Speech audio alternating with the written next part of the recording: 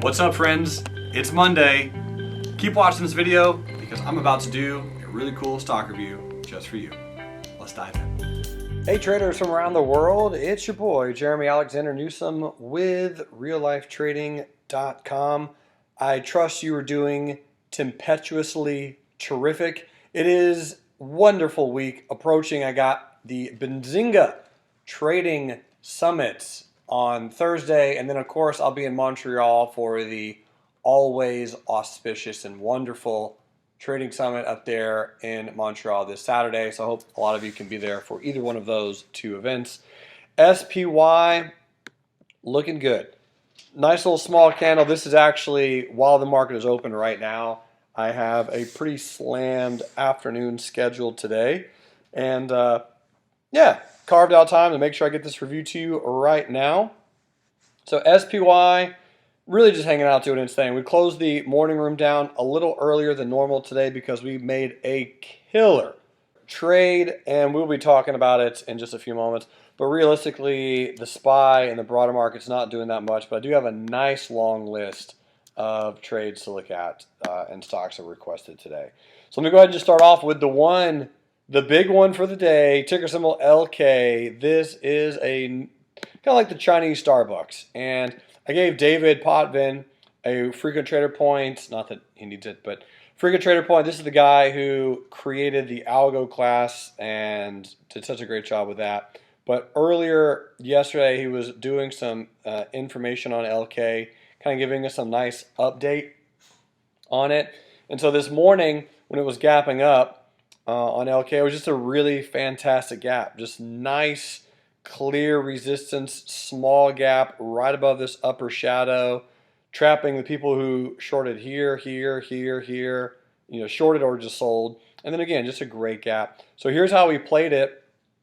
If I pop in here to the 3-minute chart, I mean, we played this one so well, it's painful.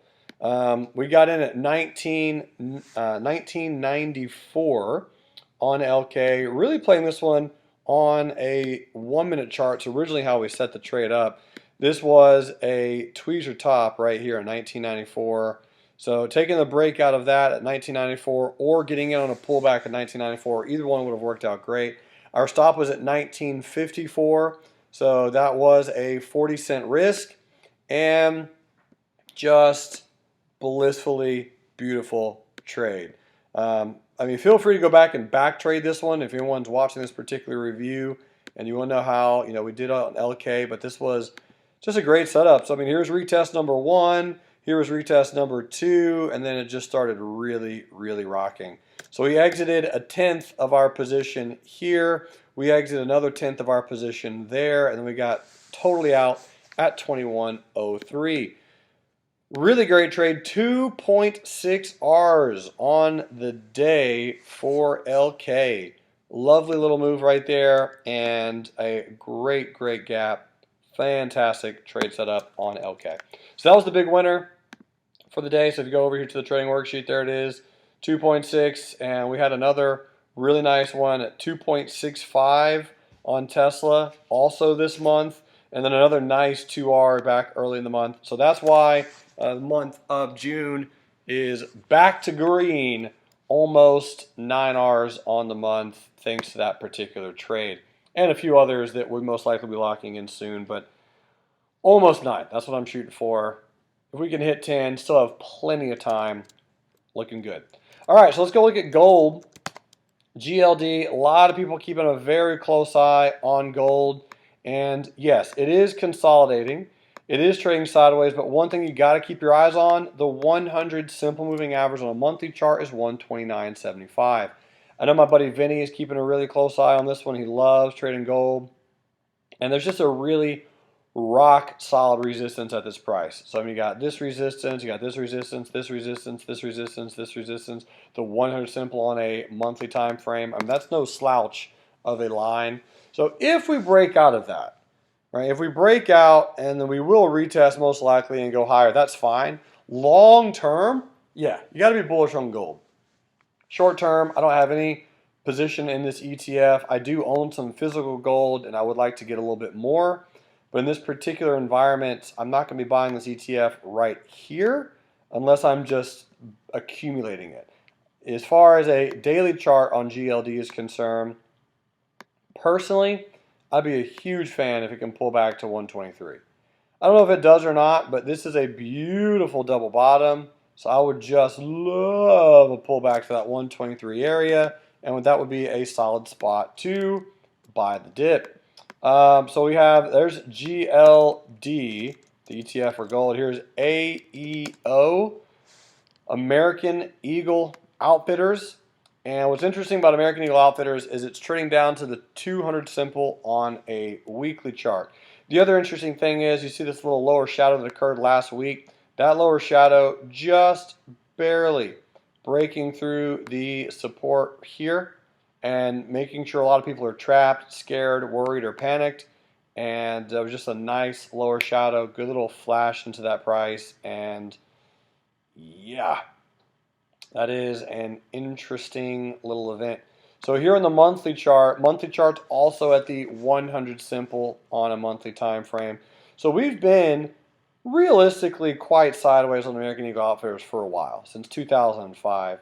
And as far as retail is concerned, I'm happy that it's still hanging strong, but long-term outlook, both fundamentally and technically, a little on the skeptical / weak side for American Eagle Outfitters. But, I mean, if you are looking at it where it is at this precise moment in time, you have a good candle here that came in with good volume. So if you're going long at 1735, it makes sense to me. Here's OAS Petroleum. And anytime you're looking at an energy stock, you got to be pulling up the monthly chart at this point. Monthly chart on this stock is brutally beat up. We do have a little bit of a support over here, but I mean, that's what, 539? So realistically, on this one, you're probably making it the absolute all-time low of, what's this low price? 340. It's the lowest that this stock has ever been. So if you're playing OAS, that's probably where you're keeping an eye out to purchase some. In my overall opinion on this one, taking out this support right here, it's probably not the worst place in the world to buy. Here's how I would do it. I would buy half an R worth of a position here, and I would buy another half an R worth of a position at 338, and my stop loss would be 0. So if Oasis hit 0, I would lose a full R. Otherwise, I would just slowly put my pinky toe in, tiptoe in the position, and able to build and add to it as time goes on.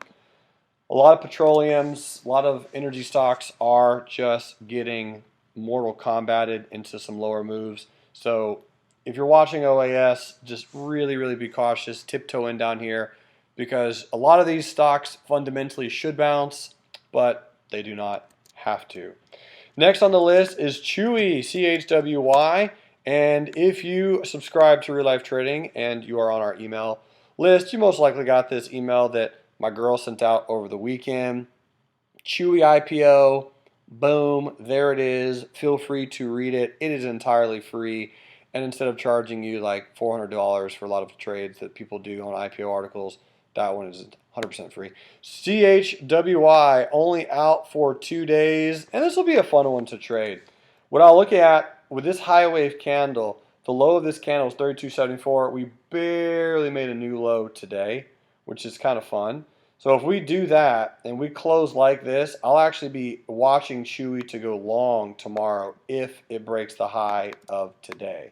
So CHWY is on the list for the afternoon swing trading room.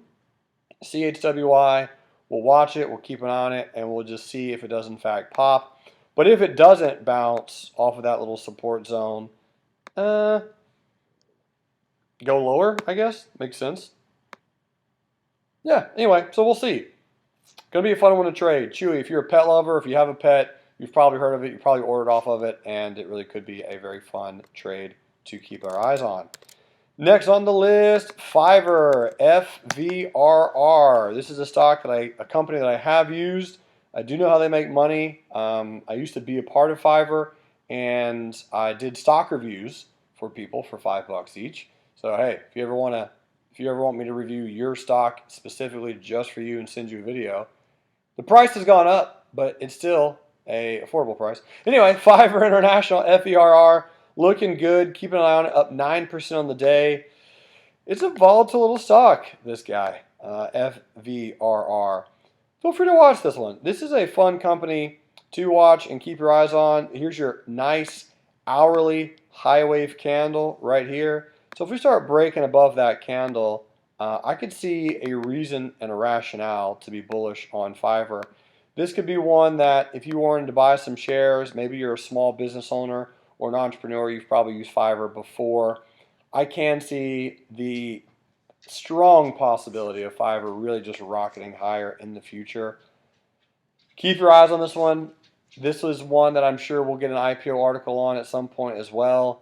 Really cool company, really cool program, easy to use, simple. I like it a lot. And there's definitely some long-term bullish perspectives I have on Fiverr. Next on the list, Revolve. So this IPO is slowly creeping up. So as far as the technical chart is concerned, looks like a 1, 2, 3, 4, 5. But fundamentally, there's some interesting / a little shaky info out there about Revolve Group. That IPO article will also be coming out relatively soon. Watching this one. I'm not going to invest in this one personally. Not that you can't make money on it short term on some swing trades. The hourly charts actually do look really nice. I mean, this is a beautiful, beautiful 1, 2, 3, 4 pattern. In fact, on the hourly chart, you can actually see very clearly 1, 2, 3, 4, and then we're in some type of wave 5 now. So again, on the daily chart, I mentioned that was a wave 3, which this would be then a 4. That 4 would be the ABC pattern on the hourly chart. All kinds of good fractals here on Revolve. Trend right now, intraday, and relatively just looks bullish. So be long, short term, long term. We'll see about Revolve. This one might be a one that we end up shorting at some point pretty strongly. And we got 2 left. Beyond Meat.